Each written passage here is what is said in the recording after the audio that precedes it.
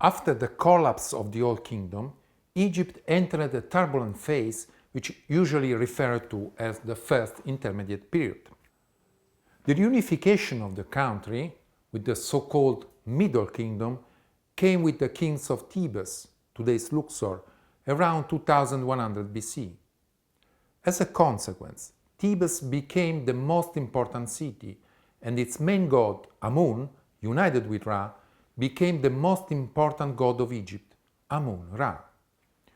In the Middle Kingdom, and even more later in the New Kingdom, the religious structures and associated priesthood progressively acquired power, and so many temples were constructed and enlarged in the course of the centuries. The most important one is certainly the Temple of Amun at Karnak. Many pharaohs made additions to Karnak, the most famous perhaps being the hypostyle room added by Ramses II around 1250 BC. The axis of the temple runs along the solstitial line with winter sunrise with summer sunset. The front is towards the Nile and sunset. However, the western horizon is occupied by the Theban Hills, so that the sun sets before filtering along the axis. The horizon is instead flat to the southeast, and therefore the temple is definitely aligned to the winter solstice sunrise. The spectacle of the rising sun penetrating the temple can still be enjoyed today. An inscription in the temple reads, "We applaud your beautiful face, you biggest of all gods, Amun-Ra."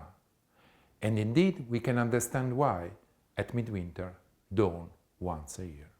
But why was such an important temple oriented to the rising sun at midwinter? Probably the reason is in the structure of the Egyptian calendar. In fact, the Egyptian calendar was made up of 3 seasons of 120 days each. Akhet, inundation, Peret, growth, Shemu, harvest, plus 5 added days, for a total of 365 days, without any correction, such as leap years. Of course, the Egyptians knew that their calendar was too short to take into account the length of the tropical year, which is a bit less of 365 days and 1/4. To fix ideas, we shall ignore here this small difference, and then we can say that the Egyptian calendar drifts of 1 solar day each 4 years, making a complete turnaround in 4 times 365 means 1460 years. The Egyptian calendar started with the summer solstice and the heliacal rising of Sirius around the half of the 27th century BC. So, in the years around the foundation of Karnak, which occurred around the start of the 20th century BC, he completed 1/2 of his wandering. Therefore, New Year's Day coincided with the winter solstice, and this occasion was celebrated in the project of the Karnak temple. Another wonderful example of temple orientation related to the sun and to the calendar is at Abu Simbel, where around 1250 BC Ramses II built 2 temples excavated in the rock near the bank of the Nile. Today they are reconstructed in an elevated position due to the formation of the artificial lake of the Hassan Dome. The facade of the main temple houses 4 gigantic statues of the pharaoh. The interior is organized along a series of halls aligned with one another and decorated with the heroic life of the king.